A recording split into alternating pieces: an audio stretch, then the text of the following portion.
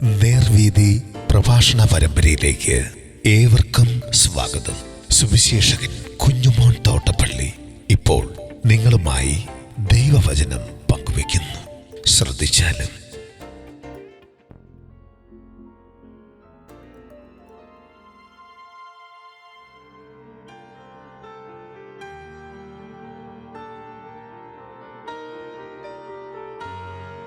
യേശുവിൻ്റെ സംസ്കാരം. ദൈവനാമത്തിന് മഹത്വമുണ്ടാകട്ടെ. ലൂക്കോസിന് സുവിശേഷം 23-ാം അധ്യായത്തിൻ്റെ 50 മുതലുള്ള വാക്യങ്ങൾ ഞാൻ വായിക്കുന്നത് ശ്രദ്ധിച്ചാലും. അരിമത്യ എന്നൊരു യഹൂദിയ പട്ടണക്കാരനായി നല്ലവനും നീതിമാനും ദൈവരാജ്യത്തെ കാത്തിരുന്നവനുമായ യോസേഫ് എന്നൊരു മന്ത്രി. അവൻ അവരുടെ ആലോചനയ്ക്കും പ്രവൃത്തിക്കും അനുകൂലമല്ലായിരുന്നു. പീലാത്തോസിന്റെ അടുക്കൽ ചെന്ന് യേശുവിൻ്റെ ശരീരം ചോദിച്ചു. അതിറക്കി ഒരു ശീലയിൽ പൊതിഞ്ഞ് പാറയിൽ വെട്ടിയിരുന്നതും ആരെയും ഒരിക്കലും വെച്ചിട്ടില്ലാത്തതുമായ കല്ലറയിൽ വെച്ചു. പ്രിയപ്പെട്ടവരെ, നമ്മുടെ കർത്താവായ യേശുക്രിസ്തുവിനെ പിതാവായ ദൈവം ഭൂമിയിലേക്ക് അയച്ചപ്പോൾ യേശുവിന് പിറക്കുവാൻ, വസിക്കുവാൻ ഒരു കന്യകയായ സ്ത്രീയുടെ ഗർഭപാത്രം ദൈവം ഒരുക്കിയിരുന്നു. അവളെ ഉപേക്ഷിച്ച് കളയാതെ ചേർത്തുകൊള്ളുവാൻ ധൈര്യവും മനസ്സുമുള്ള ഒരു നീതിമാനായ യോസേഫ് എന്ന ഭർത്താവിനെ ദൈവം ഒരുക്കിയിരുന്നു. ബേത്ലഹേമിൽ വാസ്തവത്തിൽ ആദ്യം വഴിയമ്പലത്തോട് ബന്ധപ്പെട്ട ആ പുൽത്തൊട്ടിയോട് ബന്ധപ്പെട്ട ഒരു സ്ഥലത്താണ് ആ പ്രസവം നടന്നതെങ്കിലും അവിടെ അവരെ സ്വീകരിക്കാൻ ആളുകളെ ദൈവം ഒരുക്കിയിരുന്നു.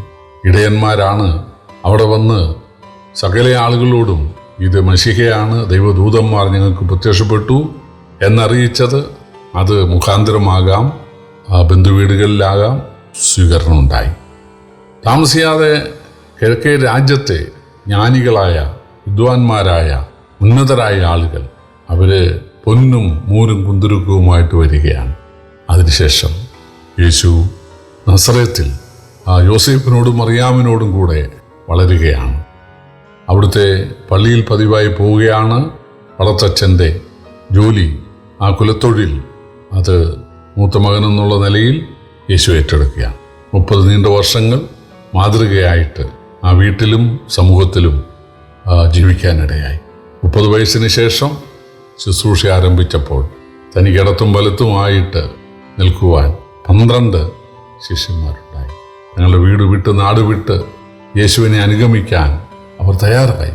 യേശുവിന് ഒരുപാട് വീടുകളിൽ സ്വീകരണം ഉണ്ടായി.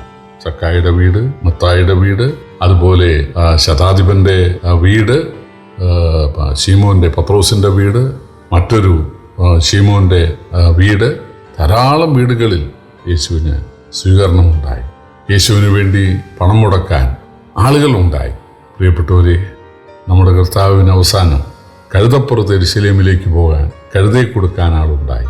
പെസഹ കഴിക്കുവാൻ ഒരു വീട് കൊടുക്കാൻ, വിരിച്ചൊരുക്കി ഒരു മന്മാളിയെ കൊടുക്കാൻ ആളുണ്ടായി.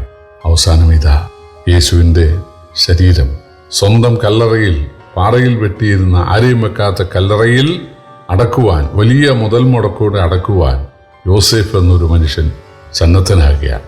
മന്ത്രി എന്നാണ് അദ്ദേഹത്തെ മലയാളം ബൈബിളിൽ എഴുതിയിട്ടുള്ളതെങ്കിലും അന്ന് റോമക്കാർക്ക് മന്ത്രിമാരില്ലല്ലോ, ജനാധിപത്യമൊന്നും അല്ലല്ലോ അന്ന്. എന്നാൽ യഹൂദന്മാരുടെ ഒരു നേതാവെന്നേ അതിനർത്ഥമുള്ളൂ. ഒരുപക്ഷെ അവരുടെ സന്നദ്ധ സംഘത്തിൻ്റെ അംഗമായിരിക്കാം. പക്ഷേ അദ്ദേഹം മാത്രം അവരുടെ ആലോചനയ്ക്ക് അനുകൂലവാദിയായിരുന്നില്ല.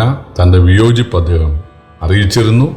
നിങ്ങൾ യേശുവിനെ കുരുക്കാൻ, യേശുവിനെ കൊല്ലുവാൻ പ്ലാൻ ചെയ്യുന്നത് ശരിയല്ല. തീർച്ചയായിട്ടും യേശു ഒരു കള്ളപ്രവാചകനാണ് എന്ന് തെളിയിക്കപ്പെടാൻ കഴിഞ്ഞിട്ടില്ല. അങ്ങനെ കള്ളപ്രവാചകനായ ഒരാൾക്ക് ഇതുപോലെയുള്ള അത്ഭുതങ്ങളൊന്നും ചെയ്യുവാൻ, ഇതുപോലെ ആളുകളുടെ ജീവിതത്തെ രൂപാന്തരപ്പെടുത്തുവാൻ, മദ്യവിമുക്തമാക്കുവാൻ, നിരാശാമുക്തമാക്കുവാൻ ഒരിക്കലും സാധിക്കുകയില്ല. തീർച്ചയായിട്ടും യേശു ദൈവത്തിൻ്റെ മനുഷ്യാവതാരമായിരിക്കാം. നാം യേശുവിനെ കുറിച്ച് കുറെ കൂടെ പഠിക്കേണ്ടിയിരിക്കുന്നു എന്നൊക്കെ അദ്ദേഹം പറഞ്ഞു കാണും. പക്ഷേ അവര് ഭൂരിപക്ഷ അഭിപ്രായത്തിന് വിധേയപ്പെട്ട് അവർ യേശുവിനെ വിസ്തരിക്കാൻ, വിധിക്കാൻ ഭരണാധിപരെ സമീപിക്കുകയായിരുന്നു. എന്നാൽ യേശു താൻ പറഞ്ഞതുപോലെ മരിച്ചു, അല്ലെങ്കിൽ യാഗമായി. ഇതറിഞ്ഞ യോസേഫ് വളരെ ധൈര്യത്തോടെ പീലാത്തോസിനെ സമീപിക്കുകയാണ്. ഒരുപക്ഷെ പീലാത്തോസ് മനസ്സില്ലാ മനസ്സോടെ ആകാം ഈ വിധി നടപ്പാക്കിയതെന്നും അദ്ദേഹം കേട്ട് കാണും. എന്തായാലും പീലാത്തോസ് ആരോട് ചോദിക്കാതെ അനുമതി കൊടുത്തു. അദ്ദേഹം വേറെ സുവിശേഷത്തിൽ വായിക്കുന്നത് നിക്കോദിമോസിനെ കൂടെ കൂട്ടിയെന്നാണ്. നിക്കോദിമോസ് അവരുടെ ഉപദേഷ്ടാവാണ്. ഇദ്ദേഹം അവരുടെ ഒരു യഹൂദന്മാരുടെ അവരുടെ മതത്തിൻ്റെ ഒരു ഭരണ ശിലാകേന്ദ്രത്തിലുള്ള ഒരാളാണ്. അവർ രണ്ടും കൂടെ വലിയ ചെലവ് ചെയ്ത് യേശുവിൻ്റെ ശരീരം അടക്കാൻ തയ്യാറായി. നൂറ്റാണ്ടുകൾക്ക് മുമ്പ് എഴുതിയ യെശയ്യാ പ്രവചനത്തിൽ ഇങ്ങനൊരു കാര്യം ഉണ്ടാകുന്നതിൻ്റെ ഒരു സൂചനയുണ്ട്. അവൻ്റെ മരണത്തിൽ അവൻ സമ്പന്നന്മാരോട് കൂടെ ആയിരുന്നു എന്നാണത്.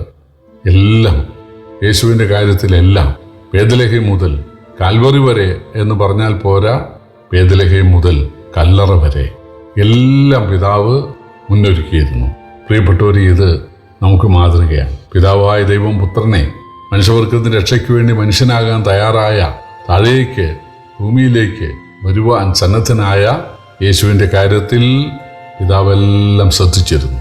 പിതാവ് എങ്ങനെ പുത്രനെ സ്നേഹിച്ചുവോ അതുപോലെ പുത്രനെ കൈക്കൊള്ളുന്ന നമ്മെ സ്നേഹിക്കുന്നു എന്നാണ് യോഹന്നാന്റെ സുവിശേഷം 17-ാം അധ്യായത്തിൽ എഴുതിയിട്ടുള്ളത്. പിതാവ് എന്നെ സ്നേഹിക്കുന്നത് പോലെ നിങ്ങളെയും സ്നേഹിക്കുന്നു എന്നാണ് അവിടെ എഴുതിയിട്ടുള്ളത്. പ്രിയപ്പെട്ടവരെ, കർത്താവായ യേശുവിൻ്റെ കാര്യത്തിൽ പിതാവെല്ലാം കരുതി എല്ലാം ചെയ്തതുപോലെ നമ്മുടെ കാര്യത്തിലും തീർച്ചയായിട്ടും നമ്മുടെ മരണം വരെ അല്ലെങ്കിൽ നമ്മുടെ അടക്കം വരെ ഈ ഭൂമിയിൽ വേണ്ടതെല്ലാം നമ്മുടെ കർത്താവ് കരുതിയിട്ടുണ്ട് എന്നുള്ള നല്ല ബോധ്യത്തോടും വിശ്വാസത്തോടും കൂടെ ആത്മീയ ജീവിതം നയിക്കാൻ നമുക്ക് സാധിക്കണം. കർത്താവ് നമ്മെ സഹായിക്കട്ടെ. കർത്താവ് കൽപ്പിച്ചാൽ ആരും അനുസരിക്കും. ഏലിയാവിൻ്റെ കാര്യത്തിൽ കാക്കയനുസരിച്ചു, വിധവയനുസരിച്ചു, ദൂതനനുസരിച്ചു.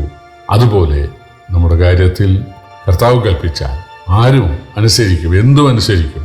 മത്സ്യങ്ങളനുസരിക്കും, സർപ്പങ്ങളനുസരിക്കും, കഴുതയനുസരിക്കും, കാക്കയനുസരിക്കും, എല്ലാം അനുസരിക്കും. യേശുവിനെ, ദൈവമായ യേശുവിനെ, ദൈവത്തിൻ്റെ മനുഷ്യാവതാരമായ യേശുവിനെ, സൃഷ്ടാവും രക്ഷിതാവും പരിപാലകനുമായ യേശുവിനെ ആത്മാർത്ഥമായി സ്നേഹിക്കാൻ, അനുസരിക്കാൻ, ആരാധിക്കാൻ നമുക്കിടയാകട്ടെ. കർത്താവിൻ്റെ വലിയ നാമം വാഴ്ത്തപ്പെടുമാറാകട്ടെ.